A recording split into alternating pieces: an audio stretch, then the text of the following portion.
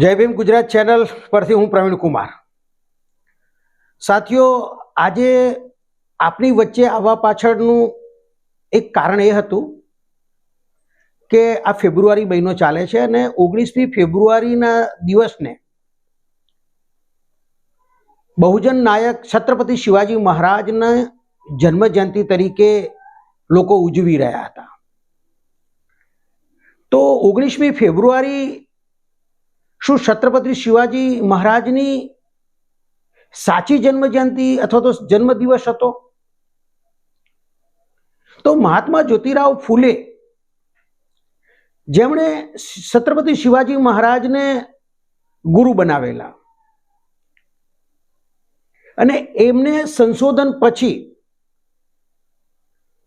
છત્રપતિ શિવાજી મહારાજની જન્મ તારીખ, સાચી જન્મ તારીખ એ 8 એપ્રિલ 1627 જાહેર કરવામાં આવી. એટલે જે લોકોએ 19 ફેબ્રુઆરી 1630 જે જન્મ તારીખ બતાવી હતી એ ખોટી પુરવાર થઈ અને 8 એપ્રિલ 1627ની અંદર શિવનેરી કિલ્લામાં છત્રપતિ શિવાજી મહારાજનો જીજાબાઈની કુંખે જન્મ થયો. એટલે મને એમ લાગ્યું જય ભીમ ગુજરાતને કે આપણા બહુજન મહાપુરુષોની સાચી વાત બહુજનો સુધી પહોંચવી જોઈએ. કારણ કે આપણા મહાપુરુષોનું સાહિત્ય ખૂબ ઓછું લખાયું છે અને જે સાહિત્ય લખાયું એમાં ખૂબ ભેળસેળ અને મિલાવટ હતી. એટલે બહુજન નાયકોનો જે ન્યાય આપવાની પ્રક્રિયા હતી એમાં ઘણી બધી આ લોકોએ મિલાવટ કરી હતી. હવે આપણે વાત કરી રહ્યા છીએ છત્રપતિ શિવાજી મહારાજની જન્મ દિવસની. તો હવેથી મિત્રો આપણે બધા આપણા બહુજન નાયક છત્રપતિ શિવાજી મહારાજ જે છે એમની જન્મ તારીખ 8 એપ્રિલ 1627ના દિવસે ઉજવવાનું નક્કી કરીશું. હવે જ્યારે છત્રપતિ શિવાજી મહારાજની વાત નીકળી છે ત્યારે બીજી વાત એ પણ થાય કે અત્યારનું જે મીડિયા છે એ મીડિયાએ છત્રપતિ શિવાજી મહારાજને હિન્દુ હૃદય સમ્રાટ તરીકે પણ જાહેર કરવામાં આવ્યા છે. સાથીઓ, છત્રપતિ શિવાજી મહારાજ એટલે કે શિવાજીરાવ ભોસલે અને એમના પિતા શાહજીરાવ ભોસલે, તો છત્રપતિ શિવાજી મહારાજની વાત જ્યારે થાય ત્યારે એમના માતા પિતાની પણ વાત કરવી પડે. તો શાહજીરાવ ભોસલે એ પણ નજામ શાહ નામના એક નવાબની ત્યાં એક ઉચ્ચ અધિકારી હતા અને એમના લશ્કરની અંદર એક ખૂબ જ સારા યોદ્ધા તરીકે એ ત્યાં પ્રસ્થાપિત થયેલા હતા. આ શાહજીરાવ ભોસલે એટલે કે છત્રપતિ શિવાજી મહારાજના પિતાજી એ જે નજાર શાહ હતો એ છોડી અને પછી બીજાપુર સ્ટેટ કહેવાતું હતું. બીજાપુરના નવાબ એ આદિમ શાહ અથવા તો આદિલ શાહ તરીકે પણ એને ઓળખવામાં આવે છે. એમના ત્યાં એ લશ્કરમાં એક ઉચ્ચ હોદ્દા ઉપર હતા. એક એમ કહેવાય કે જાગીરદાર તરીકે એમને માન આપવામાં આવ્યું હતું અને એમના શેરે લશ્કરનો ખિતાબ પણ આદિલ શાહે આપેલો. એટલે છત્રપતિ શિવાજી મહારાજના પિતા એ પોતે નવાબોના ત્યાં એક ઉચ્ચ અધિકારી તરીકે નોકરી કરતા હતા અને છત્રપતિ શિવાજી મહારાજનો પણ ઉછેર જીજાબાઈ અને શાહજી મહારાજની દેખરેખ હેઠળ થયો. છત્રપતિ શિવાજી મહારાજના માતા જીજાબાઈ, જેમણે છત્રપતિ શિવાજી મહારાજની અંદર બાળપણથી જ શૌર્ય પેદા કરેલું અને એમણે એમના યુદ્ધ વિદ્યામાં કુશળતા અપાવેલી અને જેના કારણે જ છત્રપતિ શિવાજી મહારાજ એક સારા યોદ્ધા તો હતા જ, એક સારા વ્યૂહકાર હતા, પણ સાથે સાથે એક સારા રાજનીતિક પણ હતા. એક એક એમ કહેવાય કે એમના લીધે છત્રપતિ શિવાજી મહારાજની જે યુદ્ધ કલા હતી, એમની જે કુશળતા હતી, એમની જે નિપુણતા હતી, જેના કારણે તેઓ સતત વિજય થયા. અને છત્રપતિ શિવાજી મહારાજનું જે શસ્ત્રાગાર હતું, એમનો જે લશ્કરના જે શસ્ત્રાગાર તોપ ગોળો જે હતો, એનો મુખ્ય સેનાપતિ એ દૌલત ખાન હતો. હવે તમે વિચાર કરો કે છત્રપતિ શિવાજી મહારાજનું જે શસ્ત્રાગાર છે, એનો સેનાપતિ એક મુસ્લિમ હતા અને છત્રપતિ શિવાજી મહારાજની સેનામાં લગભગ અંદાજિત 35% જેટલા બાહોશ મુસ્લિમો લશ્કરમાં જોડાયેલા હતા. સાથે સાથે એમના લશ્કરમાં મદારી મહેતર નામના એક અછૂત પણ એમનો એક અંગરક્ષક હતો. જીવા નામના એક નાઈ એ એમનો એક અંગરક્ષક હતા. એટલે છત્રપતિ શિવાજી મહારાજની આખી જે એમની વ્યૂહરચના કર અથવા તેમનું લડાઈનું જે હતું કાર્યક્ષેત્ર, એમાં એમની સાથે સાથ અને સહયોગ આપનારા લોકો ખાસ કરી ઓબીસી અને અછૂત જાતિના લોકો અને મુસ્લિમો હતા. એટલે એમના માટે એવું કહેવાય કે તેઓ હિન્દુ હૃદય સમ્રાટ હતા. એ વાત તદ્દન એનું હું ખંડન કરું છું. કેમ? કારણ કે ભારતમાં છત્રપતિ શિવાજી મહારાજનો જે જન્મ થયો 1627માં, એ પછી માત્ર 16-17 વર્ષની ઉંમરે તો એમણે યુદ્ધ કલામાં ગોરીલા પદ્ધતિમાં એમણે નિપુણતા મેળવી લીધી હતી.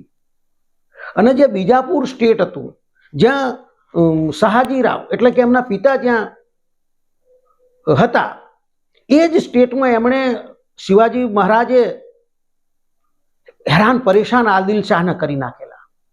અને એક પછી એમણે કેટલાય યુદ્ધો જીત્યા. અને ખાસ કરીને છત્રપતિ શિવાજી મહારાજે કિલ્લાઓ જે હતા, જેને ગઢ કહેવાય છે, દુર્ગ કહેવાય છે, એ એમણે 250 જેટલા દુર્ગ જીતેલા. આ એમની લશ્કરી તાકાતથી આદિલ શાહ પરેશાન હતો. આદિલ શાહ મુસ્લિમ હતો, પણ એનાથી વધારે પરેશાન ઔરંગઝેબ હતો. કારણ કે ભારતની અંદર એ વખતે મુસ્લિમોનું, મોગલોનું શાસન હતું. એટલે સ્વાભાવિક વસ્તુ છે કે ભારતના તમામ રજવાડા એ મુસ્લિમોની સાથે લડતા હતા, અથવા તો એમણે કાં તો જે મુસ્લિમોની સામે ન લડ્યા બાદશાહની સામે, અને જે લોકોએ શરણાગતિ સ્વીકારી, પણ જે લોકો છત્રપતિ શિવાજી મહારાજે ક્યારેય ઔરંગઝેબની સામે, કારણ કે ઔરંગઝેબ 1658માં એ શાહજહાંને નજર કેદ કરી અને રાજા બન્યો, ભારતનો બાદશાહ બન્યો. અને આપણા છત્રપતિ શિવાજી મહારાજ પણ એમના સમકાલીન હતા. એટલે ભારતની અંદર મુઘલોનું શાસન હતું. એટલે સ્વાભાવિક વસ્તુ છે કે લડાઈ લડવાની થાય તો એ જે મુઘલ સામ્રાજ્યની સામે થતી હતી. એનાથી એવું માની ન લેવાય કે તે હિન્દુ હૃદય સમ્રાટ હતા. એમણે કોઈ મંદિરો બનાવ્યા હોય એવી ઘટના ભારતમાં ક્યાંય ઇતિહાસમાં ક્યાંય જોવા મળી નથી. હા, એમના જે પોતે નારીનું સન્માન કરતા હતા, અને ભવાની માતા તુળજા દેવી જે હતા, એ નારી સન્માનનું પ્રતીક હતું.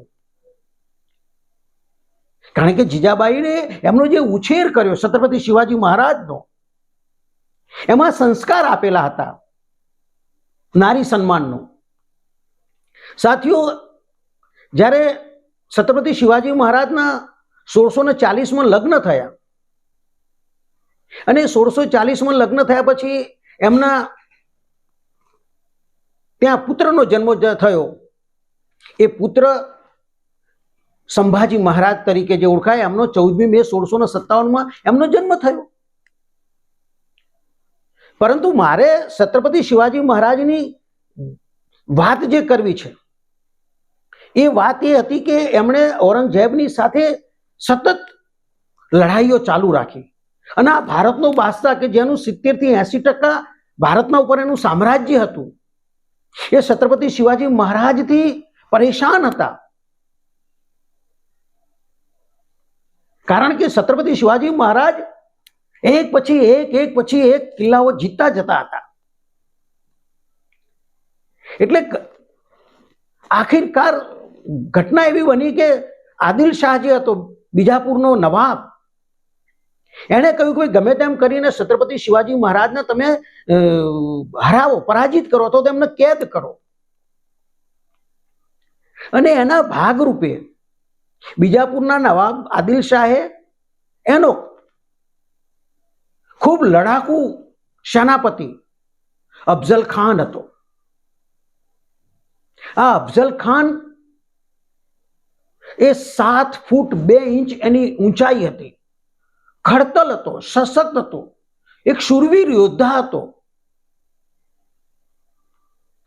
અને એણે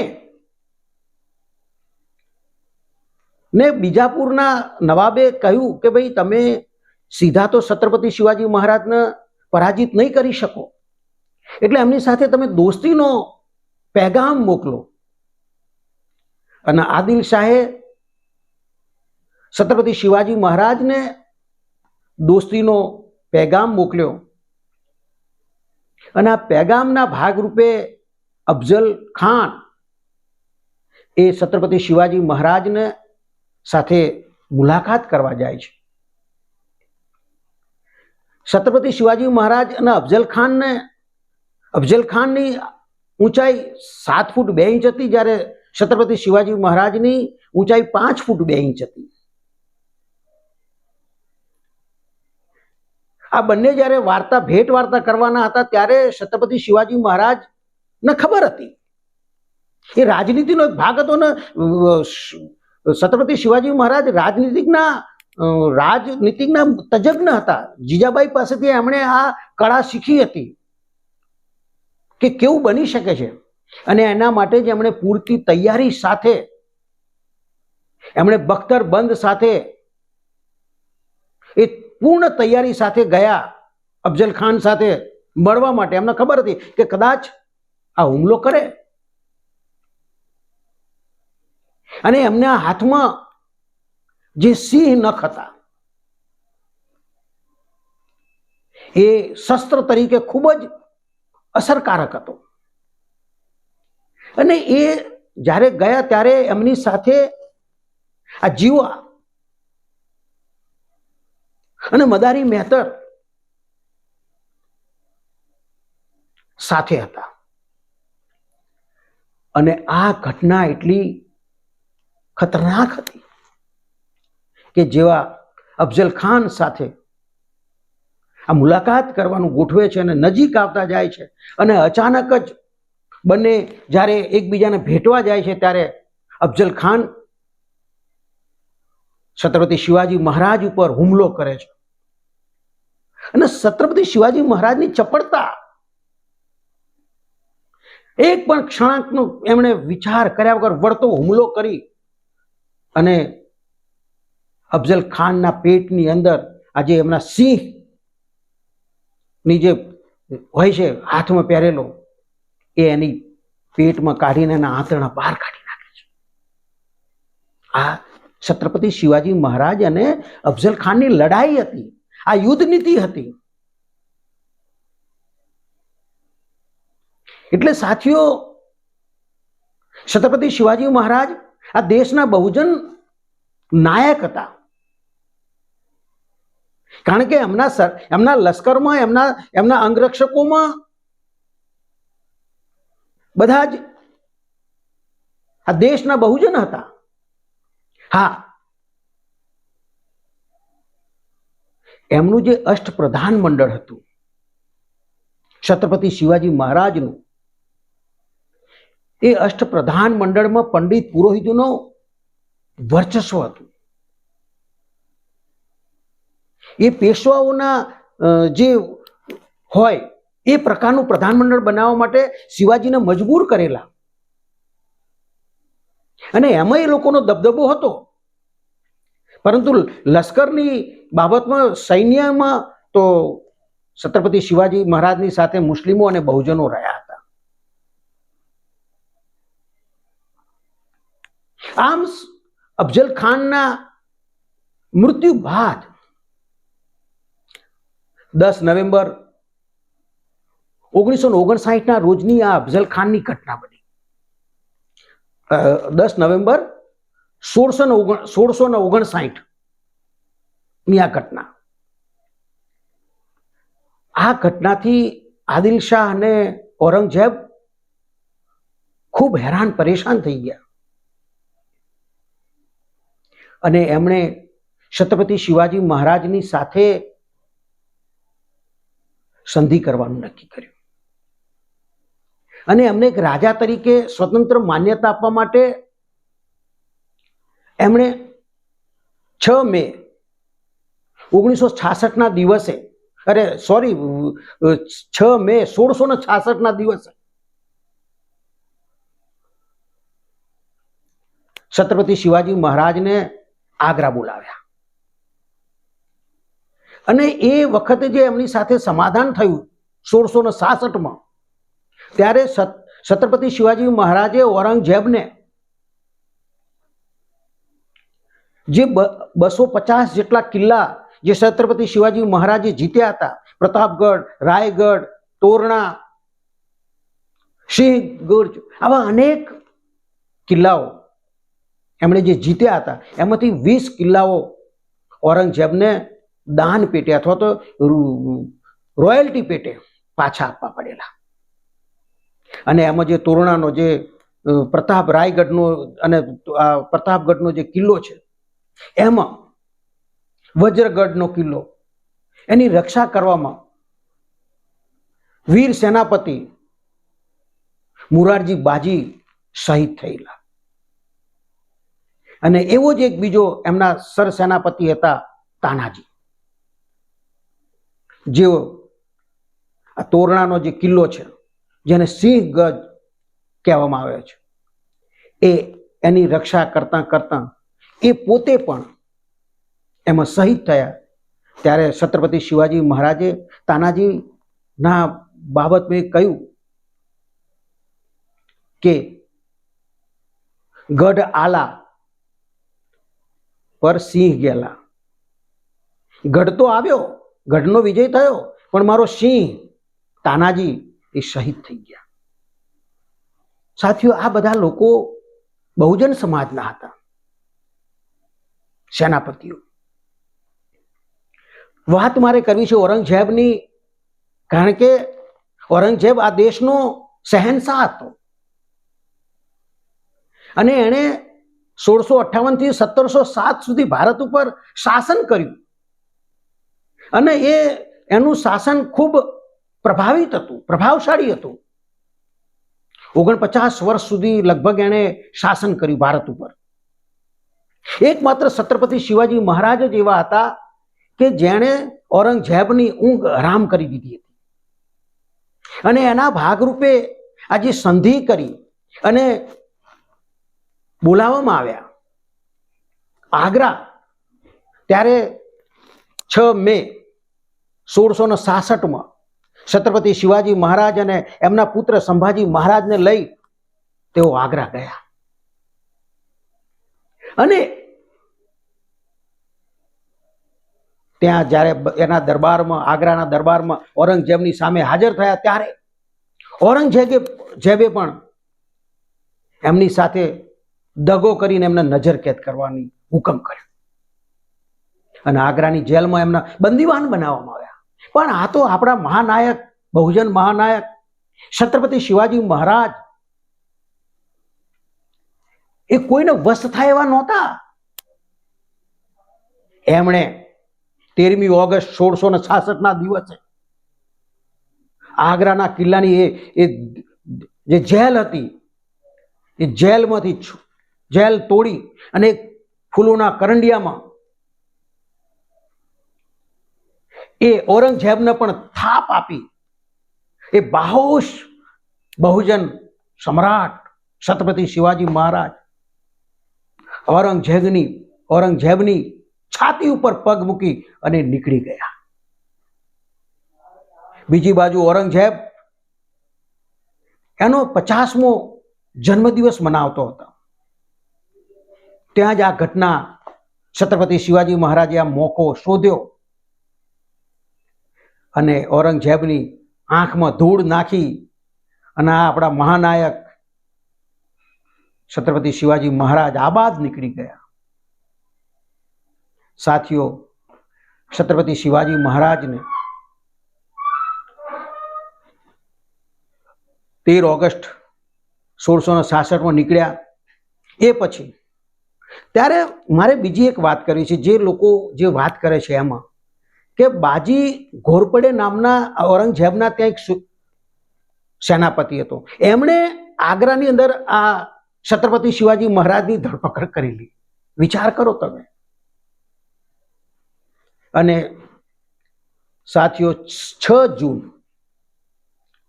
1674 એમનો રાજ્યાભિષેક થયો.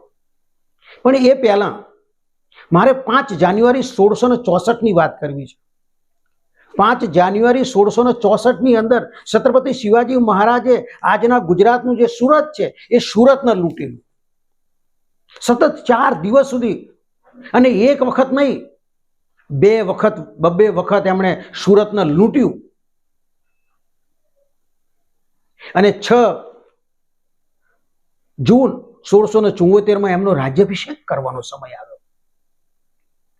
અને જ્યારે એમનો રાજ્યાભિષેક કરવાનો સમય આવ્યો ત્યારે ઇતિહાસ એવું કહે છે કે એમના ગુરુ રામાનંદ હતા. પણ બહુજનોએ અત્યારે એની શોધખોળને સંશોધન કરતા આવા રામાનંદ નામના કોઈ ગુરુ હોય એવું ક્યાંય ઇતિહાસમાં જાણવા મળ્યું નથી. અને જો જાણવા મળ્યું હોત તો જ્યારે છત્રપતિ શિવાજી મહારાજનો રાજ્યાભિષેક કરવાનો થયો ત્યારે એમનું જે અષ્ટપ્રધાન મંડળ હતું, જે એમના પંડિત પુરોહિતો હતા, એમણે એવું કહ્યું કે તમે શૂદ્ર છો અને શૂદ્રના રાજા બનવાનો અધિકાર નથી. એમ કરીને એમનો રાજ્યાભિષેક ટાળી દીધેલો. એમનો ફરીથી રાજ્યાભિષેક કરવામાં આવ્યો. સાથીઓ, સપ્ટેમ્બર મહિનામાં.